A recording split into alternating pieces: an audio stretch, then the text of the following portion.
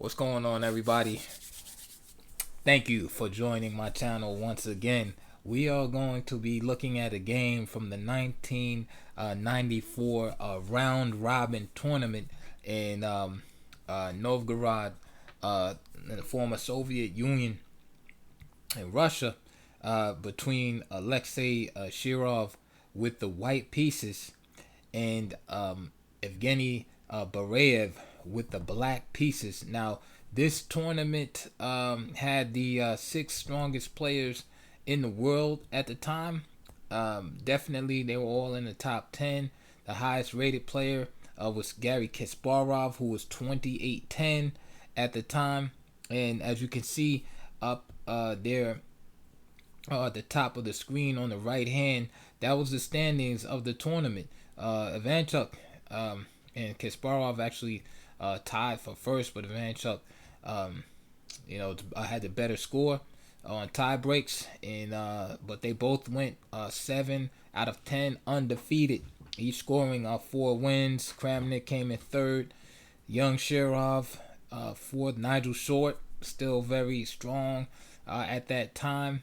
Right, just finished contending for the World Chess Championship in 1993, and then last place was Evgeny Bareev. I just want to ask everybody to hit that like button, because when you hit the like button, it helps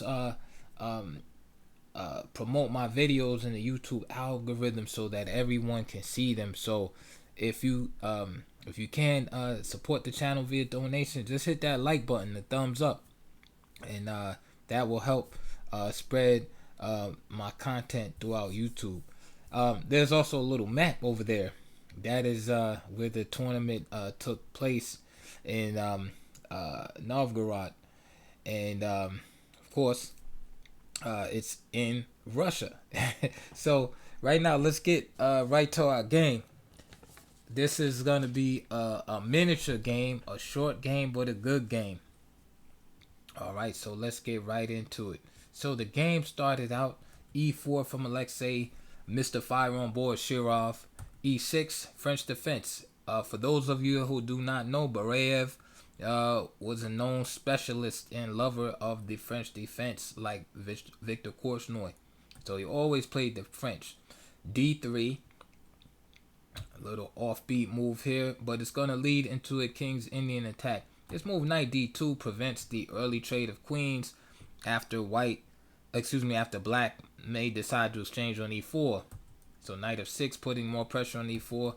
Knight gf3, b6, just dealing with the problems that might occur with the bishop later on, just dealing with the problem bishop in the French, which is usually that bishop on c8.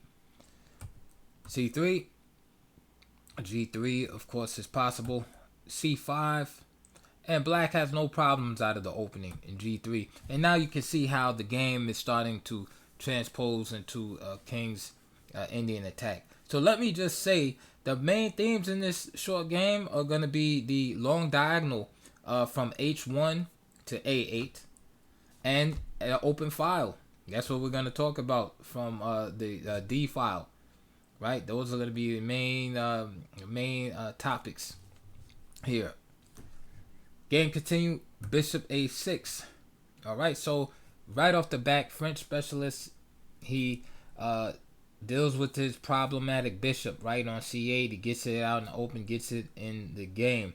All right. Also, he has this idea too of, again, exchanging on e4 against Shirov, and then playing moves like bishop takes f1, just exchanging the light square bishops.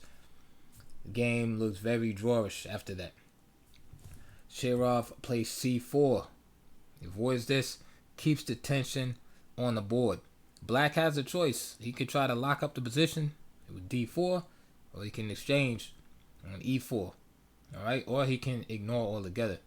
Bareev chooses to exchange on e4, d takes, and now bishop b7, attacking the e pawn. And now Shirov starts to introduce tactics in the position. He plays bishop g2, leaving the pawn on prise. Bareev plays queen c7, which is a wise move. And why did I mention the importance of the diagonal early in the game? What's the relevance of this h1 a8 diagonal. Well, for instance, in this variation, if knight takes e4 here, you can see the bishop on b7 is now hanging, as well as white's bishop on g2. So at this point, it just matters on who has the initiative, who has the move, because somebody's bishop is going to get caught lacking, so to speak, right? It caught hanging unprotected and unsupervised here. So that's why this move, knight takes e4, is dangerous, and this is why Shirov gambited this pawn, or was willing to gambit the pawn. So for example, knight takes e4, knight e5, and now you can see there's a double attack on the knight on e4. The bishop on b7 is in a precarious position if the knight is the move. So now tactics, of course, introduced, and now you can see the bishop on g2 is now vulnerable, because now after a move like knight c3, the queen is attacked. The queen being a high value piece, white has to deal with that. He can't really take time and capture the bishop on b7. So the fireworks start to explode on this diagonal, as Maurice Ashley would say, there's an explosion on the diagonal, so queen h5. All right, so it's a battle for the initiative. Again, this is just a variation, but this is why this diagonal is important. So queen h5 now threatening mate. All right, so now you can see mate is threatened on f7, bishop on b7 is still threatened, and the knight on c3 is still threatened. What can black do? g6, hitting the queen again. High value piece, so you can't afford to capture the bishop or the knight right now. Queen h3, that protects the bishop on g2. And now queen c7, so black protects his bishop on b7, and he's also attacking the knight on e5 to compensate for his knight that will be lost on c3 if white decides to capture. f4, protecting the knight, and now black is forced to move. There's no more threats that he can really pursue, so now he has to give up some time and move the knight to a bad square to boot. So knight a4, knight e4, and you can see problems on the dark square. So black has not lost any material here, but you can see that by defending on this diagonal tactically, that now other weaknesses start to appear in the position. And you can see the dark squares are a problem on d6 and f6. So bishop g7, preventing knight f6 check. But knight d6 check, white would have an ace up his sleeve, right? The queen is a bit overworked in this position, because he's protecting the bishop on b7 from the bishop on g2, as we mentioned earlier. So if he captures this knight, then bishop takes b7, and also the rook is going to drop also, and it's check from the king. All right, so this is why, right, it's a long variation, but this is the idea behind why black shouldn't really take that pawn on e4. Instead of bishop g7, knight c6 is also possible here. However, if knight c6 is played, then white will just jump into f6 square, right, displacing the king. All right, and so all of this is definitely worth a pawn for Shirov. So this is definitely preparation, 1990s preparation, and also just instincts too kicking. I doubt if Bareev saw this whole line, but he probably said, hey, if I take on e4, I'll be in trouble on this diagonal here. All right, so just think about these type of tactics when you're playing these type of positions, right? This type of scenario can arise from many different openings, whether it's Catalan, some type of English, Pyrrhic, anywhere you have fianchetto bishops opposite each other. Always think of those type of tactics. All right, let's move forward. So Bareev played queen c7. All right, protecting the bishop, avoiding the nonsense, and now he's actually threatening to capture that pawn on e4. e5, knight g4, again attacking the pawn on e5 again. Shirov castles again. Says, hey, take the pawn. All right. Now here, Bareev played knight c6. Understandable. He wants to develop. Right, falling behind and develop. He wants to develop and keep putting pressure on the center. Here, if knight takes e5, have a similar problem, right? After the obvious queen takes e5, right, which is obviously bad. You see again, bishop b7, just hanging. All right. If say bishop takes g2 in between there, right? King takes. Now queen takes e5. Queen f3. Again, problems on the diagonal. So that's why I said in the beginning of this lesson, we got to talk about the diagonal. All right. These are tactics that you could just put away, you know, in your mind. These type of ideas, they will spring up often. All right. So in this scenario, this is why knight takes e5 was not played. So let's continue. Knight c6 was played. Shirov played knight e4, and now you can see also the another idea behind the move e5. Besides creating a wedge in the position, it also gains more space for white, and so now he can occupy the e4 square. And if black is not careful, he can drop that knight in on d6 at an inconvenient time for black. Which is probably all of the time. Like you don't want a knight on your third rank. All right. So game continued. E5, knight g4. Castles from Shirov. Knight c6, and then here we go, knight e4. And Bareev played a very understandable move, rook d8. Here. Again, it's interesting. He probably could have took this pawn.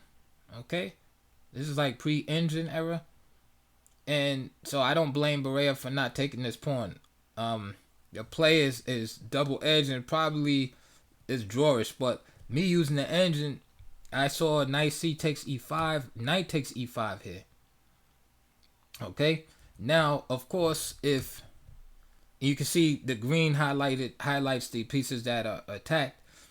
Again, if queen takes e5, you can see that the knight is just going to drop on g4. All right, so that's not critical. Critical is knight takes e5, right?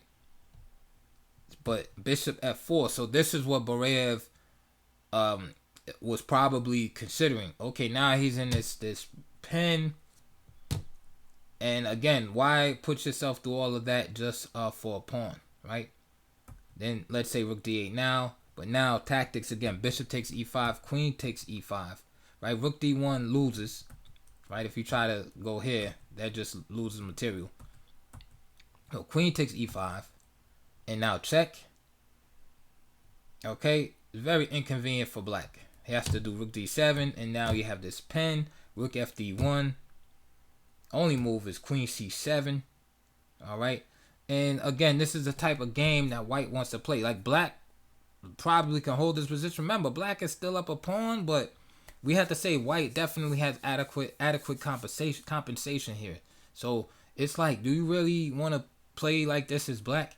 So that's why I can't knock Bareev for just playing rook d8. He's just trying to keep developing and moving forward with this game, building this game before getting into a firefight with Shirov. So after rook d8, queen a4, pinning the knight, of course. And now queen d7. And black is slowly unraveling his game, and he has a decent game. All right, he's banking on the pawn on e4, e5 being weak at some point. He'll play a move like bishop e7, castle. All right, and equalize. So at this point, Shirov throws in bishop g5. And now, Bareev takes his chance, or what he believes is his chance, to take advantage of a mistake, air quotes, that Shirov might have made. So here he plays a move, knight c takes e5, and you can see I didn't highlight it here, but you can see that here, I highlight it right now. You can see here that Shirov's queen is just on priest at this point, right? So Bareev takes the pawn, and the idea, of course, is Shirov takes the queen, and then rook takes d7, and okay, Shirov has just dropped the pawn. Not only that, but the knight here is also on priest. Okay, so not only is black picking up a pawn, but he's attacking two pieces at once. All right, so surely Shirov has made a mistake here. Shirov played a very quiet move here, and to Bareev's surprise and chagrin, I'm sure, caused him to resign. And the move was just simply rook a d1. And the reason why Bareev had to resign is because his queen is attacked here, and if he goes through with the idea of queen takes a4, then just simply rook takes d8 is going to lead to checkmate. So this is an old school mating pattern, right? We can look at Morphy versus the Duke, right, in the Count of Isolard, right, to see that mate with the bishop on g5, rook coming down on the open file. So this is what I meant when I mentioned earlier we're going to talk about the D file also. I mentioned the diagonal and the D file because that's basically what causes black to lose the game, right? It's just the fact that king, of course, the king being exposed, the pin on the diagonal, but ultimately just this open D file. And so Bareev had to resign in lieu of mate here. There's really nothing that he can do to avoid the loss of material.